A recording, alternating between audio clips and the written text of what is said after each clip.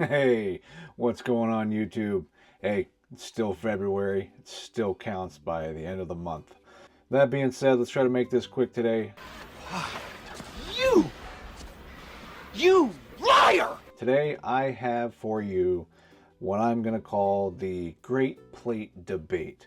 What makes a plate great and what makes it not so great? As you can see here on the table, I have a timeline of things from my collection that I've been procuring for the last 4+ years now. I think February of 22 is when I got my first slider, which was a 2-click crack, and it had the proper name. As I've told a lot of you, it was like crack and it created an addiction, and here we are today. So I have everything in Zirc that he's made, with a few exceptions that I haven't gotten because I don't typically enjoy Zirc plates. That's going to be kind of the focus of this whole video, because of the new X plates that Magnus is putting out on his newest sliders. So every one of these sliders is a Magnus slider produced in the last 4 years. And the oldest plates here are the XL Toad. This is a 2-click slider. It has the original Zirc plates with the dimples and epoxy plates. There's no screws. These were epoxied in. What you get is what you get. You couldn't change magnets. You couldn't do anything like that. But great little slider. Then you moved into the screwed down dimpled plates. Again, my problem with Zirc is my hands perspire. They sweat quite a bit, and Zirc tends to get kind of sticky and hard to slide and not really enjoyable for me. So I've typically strayed from anything with Zirc plates. Now, most of the things I have with Zirc I've bought with the sole purpose of making sure I could have an opinion for the community and people that ask me questions on stuff. So everything on this side is going to be Zirc. Everything on this side is going to be stainless steel or Teflon. And the very first slider that I'll get out of the way is the Starfish. This was a first different slider that Magnus came up with after the original Toad and brass plates. When he started messing around with Zirc plates was with the original Toad, that I don't have one on the table, oddly enough. Smaller version of the Toad XL. Prior to going to screwed in plates, he made the Starfish, and it was just a circular clicker. You know, not a lot you can do with it. It kind of slides forwards and backwards, and you can just, it makes a good little click, has a nice sounds to it. But definitely something that it's kind of more of a niche than a normal slider would be. So now let's get back into it. So for me, like I was saying, my hands sweat. So with Zirc plates, they tend to get a little sticky, a little gummy, hard to slide, and they're not that enjoyable. Recently, my opinions have been swayed, and that's because of the new X plates that Magnus is making.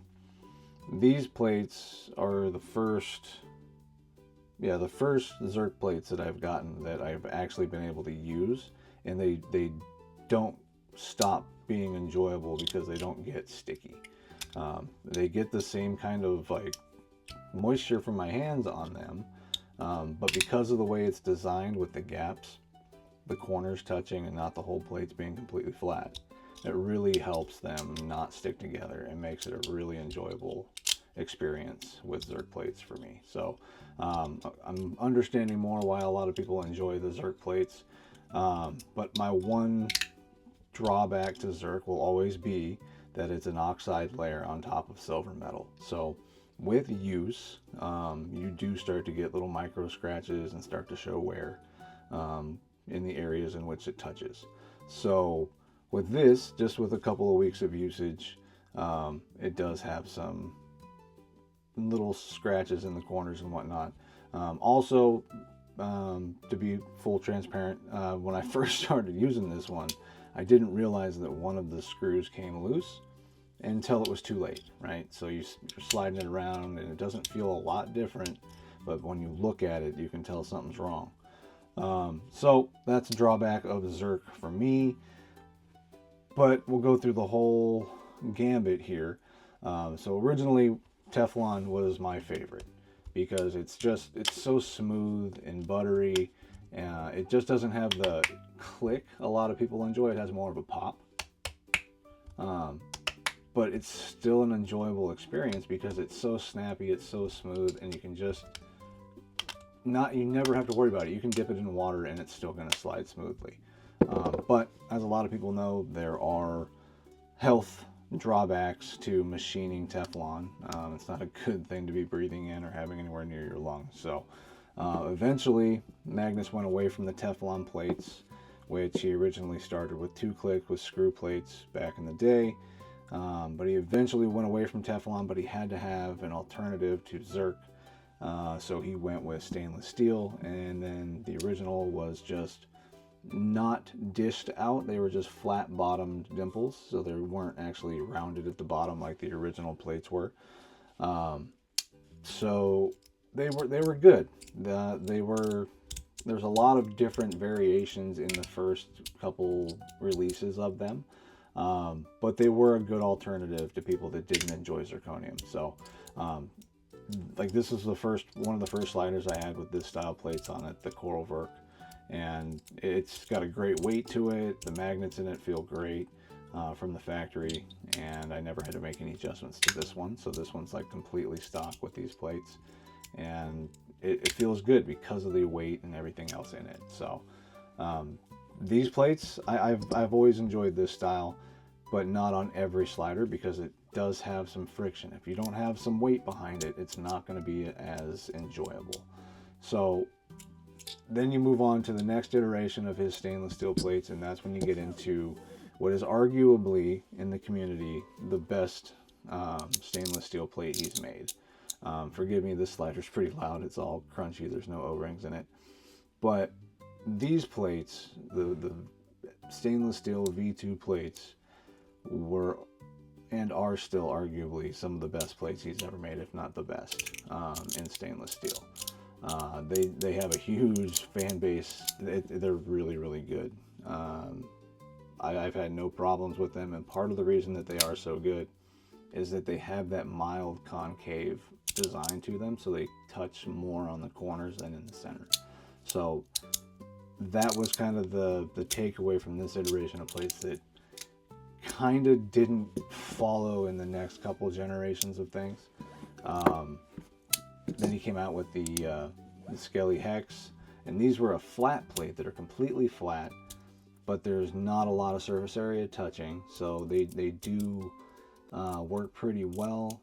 This one I put N38s in the corners, N35s in the middles to give it a little better flow for me, because I don't like the machine lines on them, because they were pretty noticeable on slides down the sides and whatnot. You can really feel like that grindy feel.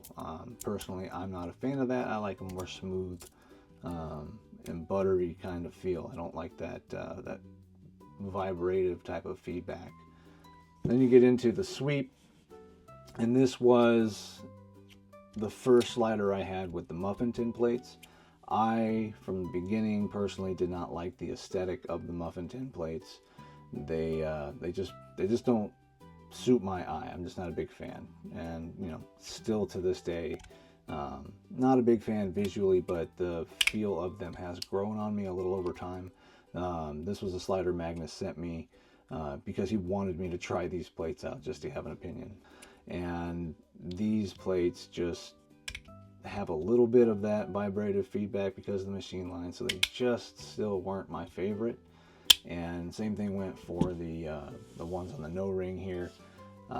They also, as you can see, have these machine lines, and they just don't feel smooth enough for me to really enjoy them. But the certain sliders I have them on are the ones that I enjoy them the most on, if I have the ability to swap them around. So the no ring feels pretty good because it is so light. I was able to put weaker magnets in there and not have to feel it so much. Tinkering with the magnets is a big way to make your plates more enjoyable. If you want N52s in the corners because you don't want them to be falling apart, you don't want the halves coming apart, inherently you're going to have more friction in your slider plates because of that force. So it's going to make it harder to slide. So a lot of the moves you see people that have been doing it for a long time do, it's a lot of practice. It's a lot of figuring out how to do it with weaker magnets. I have started going away from the stronger magnets in most of my things because I have gotten better at the actual skill sets that go with fidgeting and sliding sliders. Then we get into just before Mag Lab started. The Hugh slider came out, and this had a one-off set of plates, but it was kind of the basis for where Magnus was heading with Mag Labs. After this one, after we came out with this, it switched more to this style here, which was the plain Jane hex on hex. This is a hexagon plate. He never produced these, I don't think. I think this might be one of only a couple sets of the hexagon plates, but I really like the aesthetic of the hexagons on the top and on the plates because it just looks cool, and because, you know, hexagons are the bestagons. Then we got into the squashed Toad and the Swiss plates in stainless steel.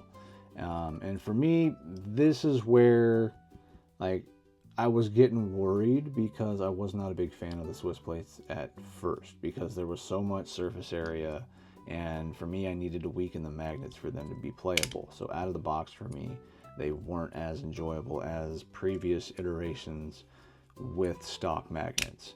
This one, I believe I put N38s in it as well, all across the board, and now, you know, it's pretty good. So then we get into this when he started thinking about Skelly plates for the squashed Toad bodies. This is one of the first plates that he sent with one of these sliders for me to try out. Really good. They touch in the corners just a little bit more than in the center, so you get that nice, easy, smooth feel that they just kind of whip around, makes it nice and snappy, which is what I enjoy most. If they're snappy and quick, that's what's fun for me. I don't like having, and I do a lot of around the world kind of stuff, and being able to have less friction is just, it's the best. It makes it so much better. That's what she said. Then you get into the squashed Skelly Hex and these plates. I had to put, these are gold N35s. I love gold. From Mark Chang over at Play for Beans, and they're quite weak, but they needed to be for this slider body being so light. The skeletonized titanium and Damascus body in stainless steel plates, there's not a lot of weight to it here, and these plates are dead flat. There's no gaps in them, so there's a lot of friction. So you either have to weaken the magnets, or you're going to have to get really strong hands. So this one, I weaken the magnets on it. They feel pretty good most of the time, but I do have occasional situations where they don't hold on and a half wants to fall off. This is why this one usually stays at home or over my desk at work. Never makes it out onto the floor. Then you move from this into the radiator, which has the slotted Skelly plates. This is one of the other iteration of skeletonized plates that he came up with after he stopped producing the collaboration slider with Anthony Cladis and Cladis 3D Studios, the Skelly Verkk. Once they stopped making that together, he went and made this plate to kind of appease the community that still wanted skeletonized plates. And these ones, very good, but also, again, a lot of surface area for what they are, and I did have to weaken the magnets because there's just nothing to this slider. It's so light. So N38's in this one, N35's in the center, and also this one is non-equidistant, same as these prior ones here. This was also the first back to equidistant prototype that he came up with as well. So, and that kind of led to where the squashed Skelly Toad is at now. So I think he recently stopped producing these, or he's taken a break from these for a while, but this was the last skeletonized set of plates and body that I received. So these are the latest style, and they're pretty good. The holes are a bit bigger than the original Skelly Verkk, so there's a little more friction in between. They're just not quite as smooth as the original Skelly Verkk, but they're good. They're just, magnets need adjusting. This one I have not adjusted yet. I'm going to put some weaker ones in here, probably N38s or N40s probably in this guy, just based on how it feels stock. And then you move into the reason I'm making this video today, and that is all the alternatives to Zirc that I've bought for years, because I didn't enjoy zirconium plates. That has changed now. These X plates, I haven't even tried them in stainless steel yet. All I have is this one pair of Zirc, and I absolutely can't stop putting this down. So I really am excited for the community to have a set of these in their hands at some point soon. They are very, very good. They have gone through a couple little adjustments already. This first set that I got tend to have a little bit of a rattle in them. Since receiving this, I have got confirmation that he has made an adjustment to where that does not happen anymore. So that's good. All of our feedback in the community does help make change, which is great. These Zirc plates really are really, really good, and I really look forward to the community getting a pair of these in Zirc or stainless steel and really getting a chance to put them through their paces, because they are really, really, really good. But at the end of the day, this is about what makes a plate great, and one would be remiss to mention the GOAT of the Magnus universe. As I mentioned earlier, the Skelly Verkk. The plates on these were special, and anybody that's been able to get their hands on one of these, they're just different. You know, it has the slight concave corners, ends touching only, so you get that nice easy flow. But there's just something to the size of these circles, the way that they're made, the way it feels, that it's just, this is still my #1 favorite slider from Magnus, and it's a collaboration with Anthony, like I said earlier. And there was just lightning in a bottle with one of these, and still, in my opinion, the greatest plates he's ever made. And probably my favorite slider still to this day, regardless of anything you see on this table or in my cabinet. The Skelly Verkk still reigns supreme for me. But it is a very, very tight race at the top of the list nowadays, because everything is just so good. But with all that being said, guys, gals, hopefully that helps stir up some conversation in the community about the great plate debate. And I will see you all on the next Hugh's Reviews video very soon, because something's coming that's very, very awesome. That's all I'll say.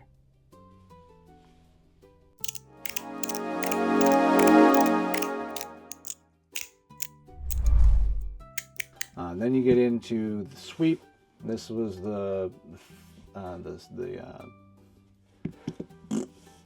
so this is actually a Hot Wheels case that